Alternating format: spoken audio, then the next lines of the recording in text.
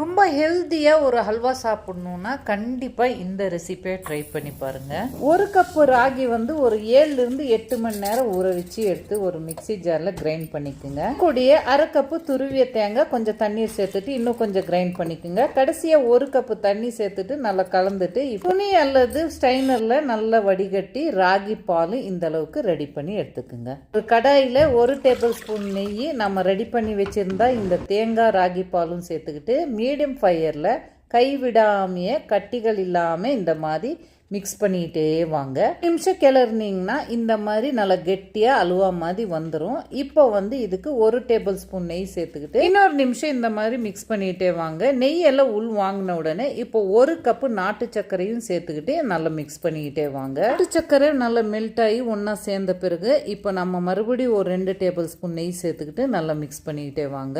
அல்வா வந்து ஒன்று சேர்ந்து நல்லா திரண்டு வந்த பிறகு தட்டு அல்லது ட்ரேல நீங்கள் செட் பண்ணி வச்சிருங்க. இப்போ நல்லா பிறகு என்ன சைஸ் வேணும் அந்த சைஸ்ல கட் பண்ணி எடுத்துக்கோங்க. ராகி சோக்கிங் டைம் தாங்க லேட்டு, ஆனா ஹெல்தியான ஹல்வா உடனே பண்ணிடலாம். நீங்களும் ட்ரை பண்ணி பாருங்க.